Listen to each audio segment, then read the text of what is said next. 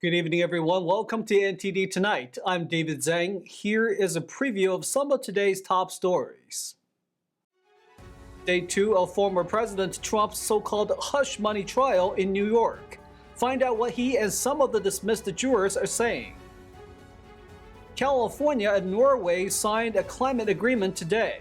Norway wants to learn from governors' climate and tech initiatives, but what's in it for California? All of the 99-cent only stores are shutting their doors this year, sparking a rush among some customers for the last items. First up, jury selection continues in the New York courtroom as former President Trump's so-called hush money trial enters its second day. Lawmakers continue to select 12 New York City jurors to consider the guilt or innocence of the first former U.S. president to face criminal charges. Trump addressed the reporters upon arriving this morning, calling the trial a disgrace. Take a listen. Every legal pundit, every legal scholar said this trial is a disgrace. We have a Trump-hating judge. We have a judge who shouldn't be on this case. He's totally conflicted. But this is a trial that should never happen. It should have been thrown out a long time ago. The first day of the juror selection process on Monday underscored the challenges of the task. Roughly half of 96 potential jurors questioned were dismissed after saying they could not impartially judge the polarizing businessman turned politician. One dismissed juror shared that she is not a fan of Trump, but she thinks Trump should still have the right to a fair trial. No matter what you think of someone as a person or what other things they may have done, what he is on trial for is a very specific thing, that even he deserves the right to a fair trial. 32 jurors remained on today from the initial poll. They had to answer the same questionnaire on topics ranging from which news outlets to follow to what they like to do in their spare time. Manhattan District Attorney Alvin Bragg, a Democrat, has charged Trump with 34 felony counts of falsifying business records to cover up hush money payment to porn star Stormy Daniels shortly before the 2016 election. If convicted, Trump will still be able to run for office and serve as president if he won. But a Reuters Ipsos poll found that half the independents and a quarter of his fellow Republicans would not vote for him if he's found guilty. Trump has pleaded not guilty in all his criminal cases and says there are a plot by Biden's Democrats to neutralize him politically. The Supreme Court discussed today whether a 2002 law from the Enron scandal applies to some January 6 defendants. That includes Joseph Fisher, a former police officer from Pennsylvania who was in the Capitol that day. Fisher argues that the charge against him of obstructing an official proceeding isn't right, as that section of the law is primarily about evidence tampering. The court seemed to be divided on the issue. The Supreme Court's conservative majority raised many skeptical questions on the Justice Department's position during oral arguments over whether that federal obstruction law can be used to prosecute some of the participants involved in the January 6 Capitol breach. Their concerns were the scope of the law could be expanded to criminalize other conduct, such as protests, as a First Amendment right protected by the Constitution. Whatever the court decides could impact hundreds of criminal cases surrounding the January 6 incident, even the pending case against the former President Donald Trump, who is also charged with obstructing an official proceeding. The House is sending impeachment articles against the Homeland Security Secretary Alejandro Mayorkas to the Senate today. House Republicans voted to impeach Mayorkas in February over his handling of the southern border. The Department of Homeland Security is calling the move an evidence-free impeachment, saying there have been no high crimes or misdemeanors. They also call the process cynical and hypocritical. Some Republicans say they're concerned the Democrat-led Senate will move to quickly dismiss the impeachment. Senate Leader Chuck Schumer said the chamber will move forward and resolve the situation as quickly as possible. The motion to impeach Mayorkas is unlikely to pass in the Senate. A simple majority is required to end the trial. Meanwhile, ICE officials in Boston say officers have arrested an illegal immigrant charged with raping a minor in Massachusetts. ICE says officers first arrested the Brazilian national and his parents in 2021 after crossing into the U.S. illegally. The immigration judge released the family on an order of recognizance. Police then arrested the 20-year-old man in January on charges of rape and enticement of a child under 16. But ICE says a district court ignored their detainer request and they released the suspect on a $5,000 bail.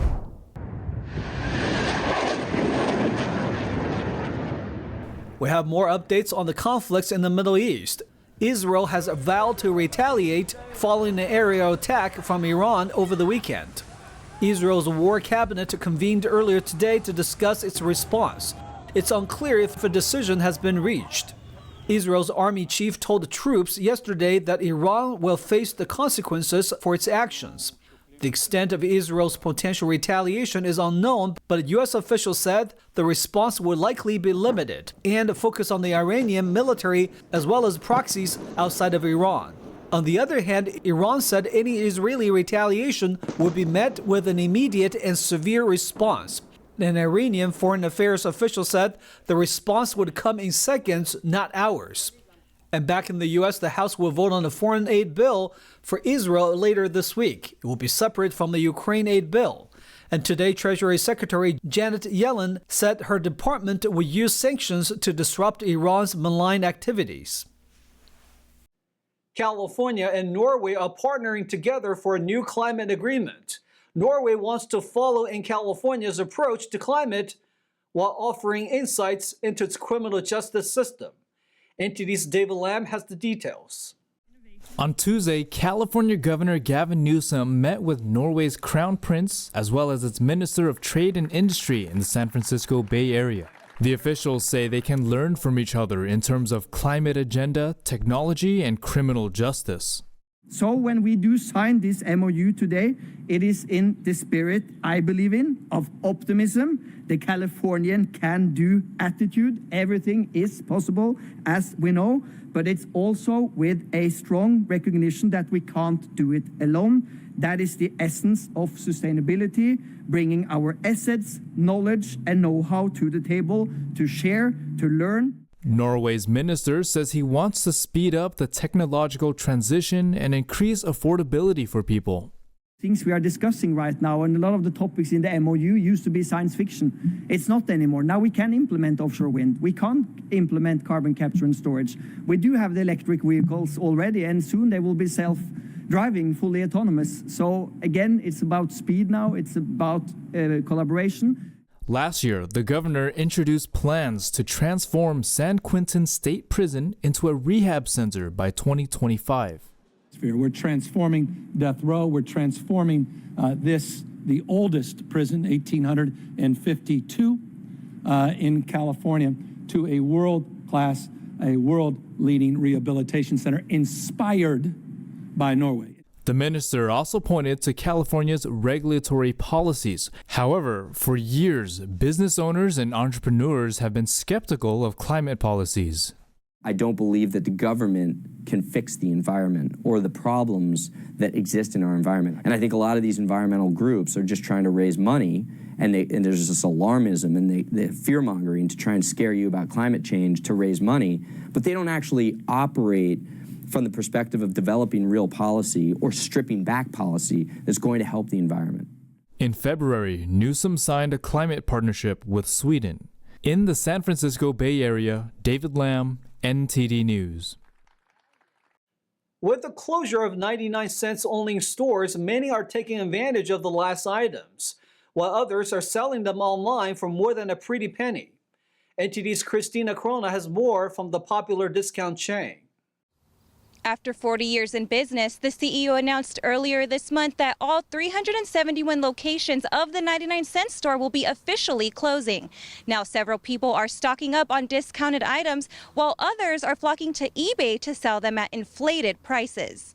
The 99 cents only chain filed for Chapter 11 bankruptcy protection in April after months of rumors of its closing. Several shoppers have flocked to the store since the announcement to purchase the last of the discounted items. Videos posted online showed several customers simply walking past the cashiers with items filled to the rim of their carts without paying. Others are flocking to online resale sites like eBay to sell their 99 cent only store merchandise. Prices range from $85 to $99 for the 99 cent store brand plastic reusable bag. Other items such as 99 cent store hats, bags, and pins are being sold for $150 and are being described as rare items. The 99 cents only stores have locations in Arizona, California, Nevada, and Texas. The CEO said in a statement, "This was an extremely difficult decision and is not the outcome we expected or hoped to achieve." He goes on to say, "We deeply appreciate the dedicated employees, customers, partners, and communities who have collectively supported 99 cents only stores for decades." He said those challenges included the COVID-19 pandemic, shifting consumer demands, rising levels of shrink, and inflationary and macroeconomic pressures. One customer told us his thoughts on the store closure. I actually spent my last $16 on this because I think it will provide for my income. I hope it does. I'm late on lots of bills. But honestly, there are so many great finds. What's funny is the way that they're going out of business, their exit is actually very profitable. One of the employees told me that this is one of the original 99 cent stores here in the city of El Monte that opened in 1982. He said they will officially close their doors the first week of June. Christina Corona, NTD News, El Monte. Well, take a short break now, everybody, but here's a look at what we have for you when we come back. A newly proposed California law aims to improve transparency at youth treatment facilities. Find out why Paris Hilton is supporting the bill. A gorilla living in a German zoo celebrated her 67th birthday. She is believed to be the oldest gorilla in the world. NCAA Player-of-the-Year Caitlin Clark is drafted for the WNBA. In hockey, this year's President's Trophy has just been awarded. Those stories and more coming up on NTD Tonight.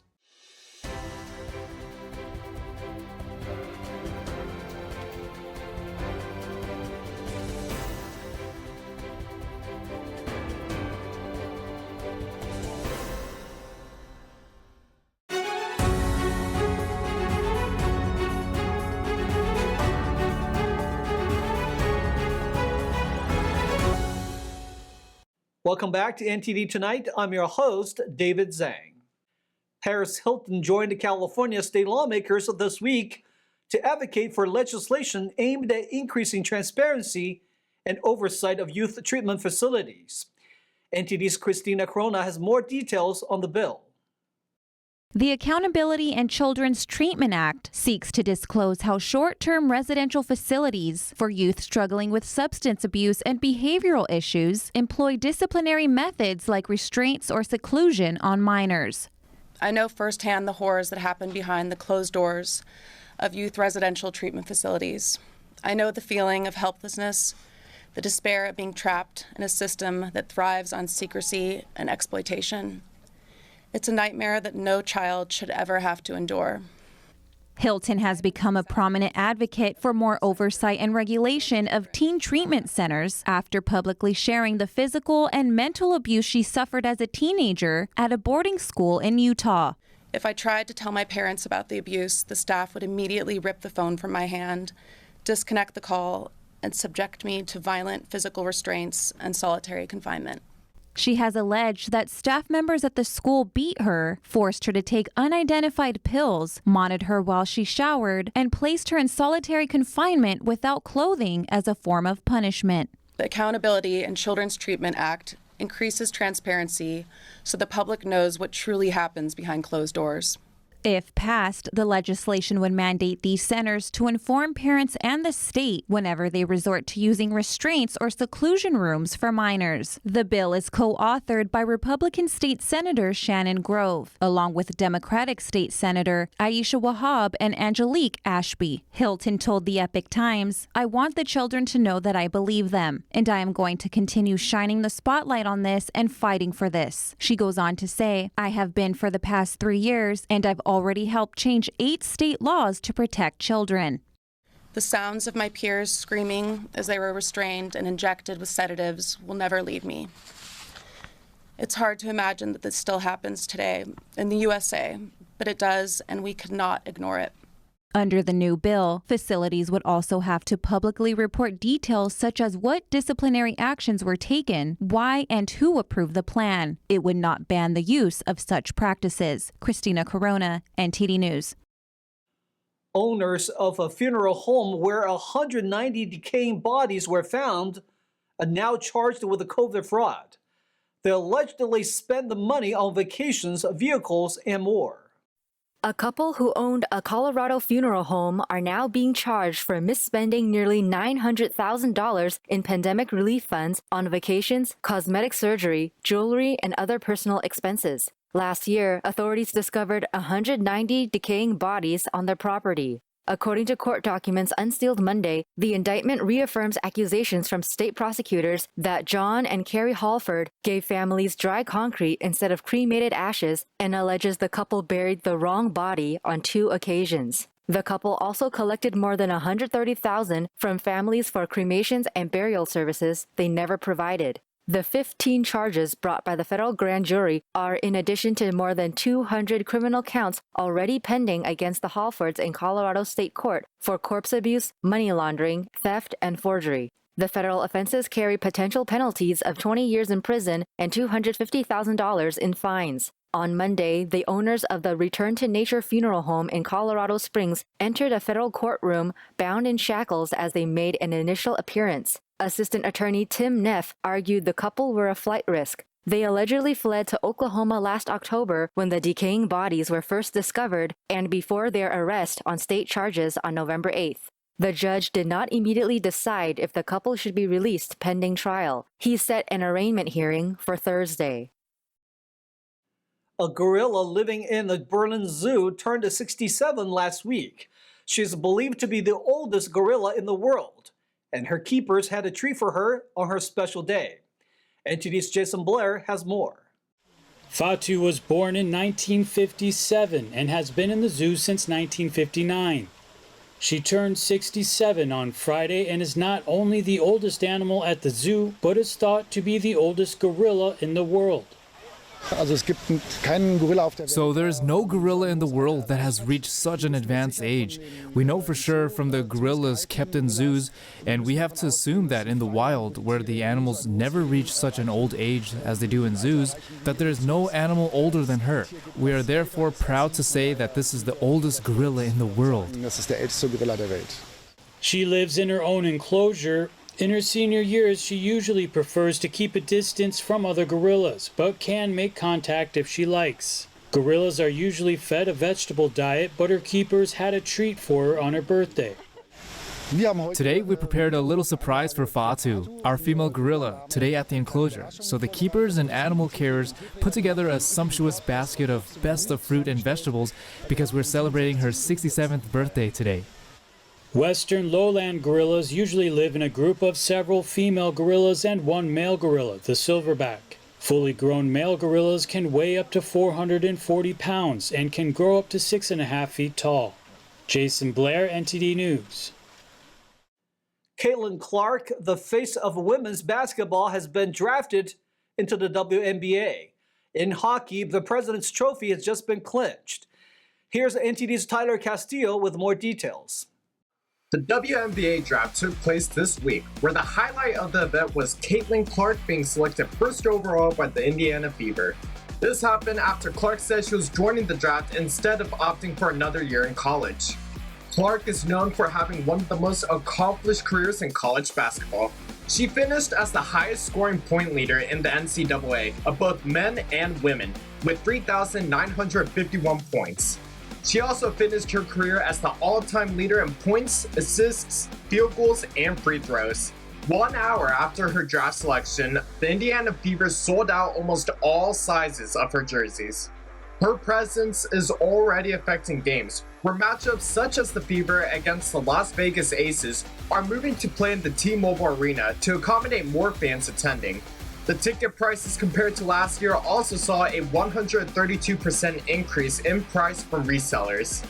Meanwhile, according to ticket reseller Vivid Seats, her first road game, which sat the Connecticut Sun, has seen a 90% price increase, while their home opener has already seen a 50% increase. Congratulations to Clark, who we expect to see more of in the near future. The New York Rangers defeated the Ottawa Senators 4-0 yesterday, clinching the President's Trophy. The President's Trophy is an annual award handed out to the team that finishes first in the league. The Rangers finished this season with 55 wins and 23 losses and 4 overtime losses to finish with 114 points, the most in franchise history. It's obviously an accomplishment, New York defenseman Jacob Trouba told the press. He said now it's a quick turn of the page and get ready for the real stuff. The Rangers are now only the third team to win the President's Trophy 4 times, joining the Boston Bruins and the Detroit Red Wings. The Rangers will look to compete against the last wildcard team in the playoffs. Stay tuned for China in Focus with Tiffany Meyer coming up next. A deadly fentanyl epidemic killing hundreds of thousands of Americans. New findings on China's role in the epidemic. More details coming tonight at China in Focus with Tiffany Meyer at 9:30 p.m. Eastern. And that's all we've got for you tonight. We'd like you to join us again on NTD Tonight every weekday at 9 p.m. I'm David Zhang. Have a wonderful evening.